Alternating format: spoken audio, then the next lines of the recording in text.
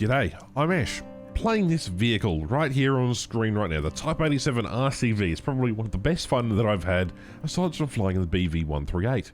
And while the patch is a bit lackluster in terms of its copy-paste components, with France getting an F8 and America getting an F8, Britain getting Skyflash, there isn't really anything top tier or mid tier or even low tier to really write home about.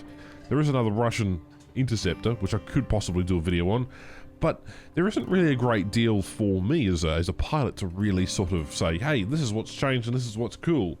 Because reality is, Viggen is already out there and, well, MiG-27 is just, a MiG-23, but focused for ground attack. This thing, however, makes tanking quite easy. It's an armoured car, rank 5, battle rating 7.3, stands for Recon Combat Vehicle, and Japan, I think you've gone absolutely crazy. Crew of 5, and has basically this big-ass 25mm gun, plus you get 66mm smoke grenades, and you also get a couple of machine guns to top it off. And in today's video, we're going to be taking a look at, I guess, how you could apply that into a match. Granted, I'm not exactly the greatest tanker out there, but if I can do well in this machine, so can you. And let's get straight into it. Oh boy, this machine is a can of worms, and this video will be relatively short today. Anyhow, the Type 87 spawning on one of the desert maps. This came in as part of the April Fools. I remember it so fondly. Man, it was 2017 with one of the helicopters, and we also had the Apache, as well as the Leopard 2A7, and then I believe there was a T90 as well. Times have flown, this has become a mainstream map for top tier, and it really probably needs a bit of rework, as it does look a little bit like Senior Hitler, if you suppose look at the way that the buildings are orientated. Moving on, we've taken out AMX-30, he had no idea we were there, and then there's a BMP over here, and then the Raketen Panzer II. I think that's how you pronounce it, Raketen Jagdpanzer II, anyway. Close enough. Leopard there gets absolutely lit up by my friend, and then there's an M60. Unfortunately, I get absolutely obliterated here by the Line 40 ton. Now, if you're good enough, keep up your mobility, then this machine is great, but unfortunately, sometimes that's just not the case. Anyhow, we spawned in on Port Novi, probably one of the most unfortunate maps. Now, I did spawn in a little bit late. There wasn't necessarily anything I could do about that because, well, sometimes you have to go AFK. But I'm going to use the speed of this vehicle to its advantage. Now, top speed of 100 kilometers an hour means you can get some places quite quickly. Smoke cloud just developed just down there. There might be a couple of enemies. I'm going to risk it. I'm going to go cross this bridge. Sometimes you find people along here, other times you don't. But for the most part, I like to drive across here because, well, why not? You've seen it in a couple of my videos. I usually just rush straight into the center point here because this map is apparently terrible to play. Its design is really not intuitive to people who spawn on the side that I have. And even though this mission is basically a cap the A and B point and C point, the domination style doesn't really fit, I guess, the way that you have to spawn in, because you have to cross a bridge in the middle of the open to get across to the actual main combat, and you have to push through the center of the map, which makes it incredibly difficult. But if you're coming across tanks that aren't paying attention, you can do stuff like this. Right, get rid of that AMX 30 1972 and push on.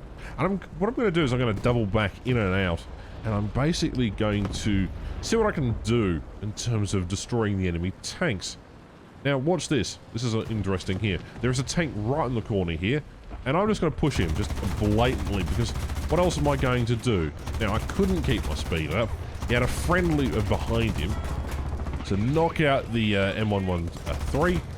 And then we absolutely nailed the living daylights out of that vehicle over there. And now it's time to head towards the C point. We've decapped it slightly. We're going to let the enemies come towards us. Essentially, a bait and switch kind of tactic.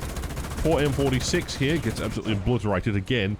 And he even had a thicker side armor. It's probably a better vehicle to drive out. But against this thing, yeah, no, the shell is pretty amazing. I haven't gone into detail about the shell, because it's really the last one on the vehicle. The others don't really mean anything. This thing can shoot down aircraft. It can do a whole host of other things too. But there isn't really much else to write home about.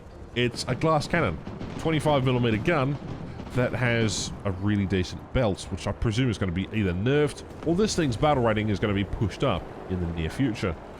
Unfortunately for me, I'm not necessarily paying attention. So I'm going to drive directly past a couple of Centurions, or I believe they're Vickers, not tanks. Get absolutely obliterated here in about 10 seconds. Right, there's the first one. Come in for a bit of a speedy run. And then his friend realises and absolutely RKOs me.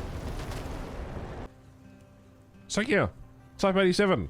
I know this video is incredibly short. I should have included some of the other footage from the live streams. I've had a lot of fun in this machine.